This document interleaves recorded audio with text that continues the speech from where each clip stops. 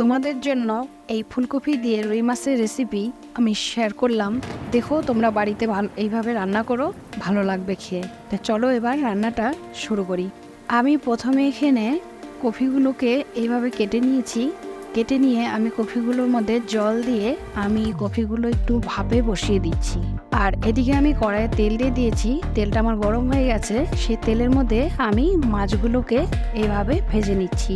তারপরে এর মধ্যে দিয়ে দিলাম আর একটু তেল। তেলটা যখন গরম হয়ে গেল তার মধ্যে দিয়ে দিলাম জিরা, আর আমার যে লম্বা করে কেটে রেখেছিলাম আমি কুচি কুচি করে পেঁয়াজগুলো, সেগুলো দিয়ে দিলাম। দিয়ে আমি ভালো করে নাড়াচাড়া করে নিলাম। পেঁয়াজগুলো ভাজা হয়ে যাওয়ার পর আমি আলুগুলোকে এইভাবে ডুমো করে কেটে রেখেছিলাম, সেই আলুগুলো দিয়ে দিলাম। দিয়ে আমি তারপরে পেঁয়াজ আলুগুলো ভালো করে ভেজে নিলাম। দেখো আমার পেঁয়াজের কালারটা এইরকম হয়ে আসছে, একটা সুন্দর গন্ধ বের হবে। তারপরে আলু আর পেঁয়াজটা ভাজা হয়ে গেল, তার মধ্যে আমি দিয়ে দিলাম আদা বাটা, রসুন বাটা, আর দিয়ে দেব কাঁচা লঙ্কা বাটা। তোমরা যে যেরকম পরিমাণে ঝাল খাবে সেই রকম ভাবে ঝাল দিতে পারো।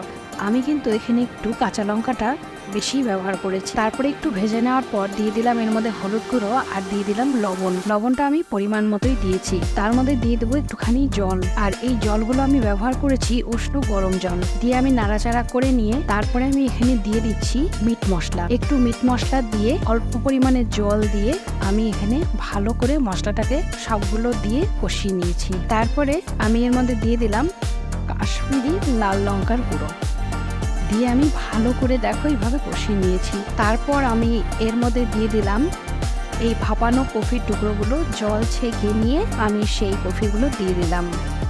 দিয়ে ভালো করে নাড়াচাড়া করে নিয়ে আমি এর মধ্যে অল্প 1 কাপের মতো জল দিয়ে আমি সুন্দর করে আলুটা, কফিটা, মশলাগুলো ভালো করে মাখা মাখা করে নিলাম। নিয়ে আমি অল্প কিছুক্ষণের জন্য ঢাকা দিয়ে দিলাম। ঢাকা তুলে দিয়ে এরপর আমি নাড়াচাড়া করে নিয়ে তার মধ্যে দিয়ে দিলাম আমি লেবুর রস। আমি এখানে একটা গোটা পাতি লেবু ব্যবহার করেছি।